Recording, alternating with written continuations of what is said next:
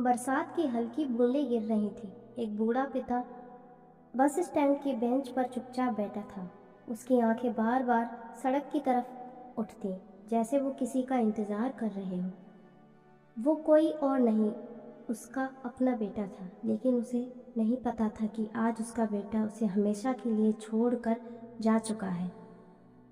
रामदयाल जी ने अपनी पूरी ज़िंदगी अपने बेटे अमित के लिए लगा दी थी। खुद पुराने कपड़े पहनते, लेकिन बेटे को अच्छे स्कूल में पढ़ाते। जब अमित छोटा था तो पिता उसे कंधे पर बैठाकर मेला घुमाने ले जाते थे। अमित हंसते हुए कहता था, पापा, जब मैं बड़ा हो जाऊंगा ना, तो आपको कभी अकेला नहीं छोड़ूंगा। समय बीता, अमित बड़ा हो गया, नौकरी लग गई, शादी हो गई। लेकिन शादी के बाद सब कुछ बदल गया। बहू को ससुर का घर में रहना पसंद नहीं था। वो बार बार अमित से कहती, आपके पापा की वजह से घर में शांति नहीं रहती, इन्हें कहीं छोड़ आओ।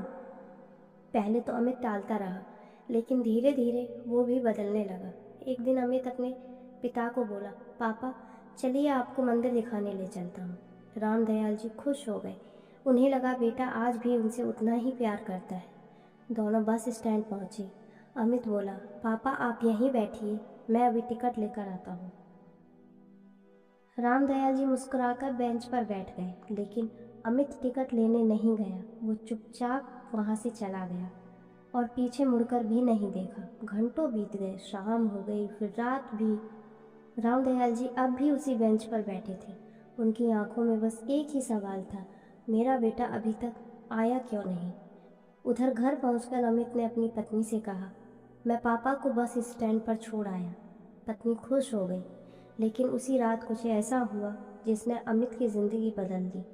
अचानक उसके छोटे बेटे आरव ने पूछा, पापा, जब आप बूढ़े हो जाओगे तो क्या मैं भी आपको ऐसे ही छोड़ आऊँगा। ये सुनते ही अमित के हाथ से पानी का गिलास गिर गया।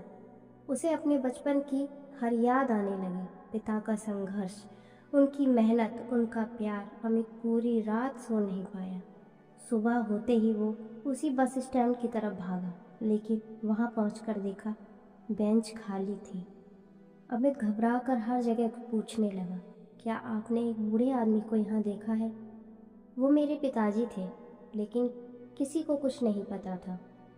अब अमित वहीं बस स्टैंड पर बैठकर रोने लगा। वो बार बार कह रहा था, पापा मुझे माफ़ कर दीजिए, मैं आपको लेने आ गया हूँ। लेकिन अब शायद बहुत देर हो चुकी थी।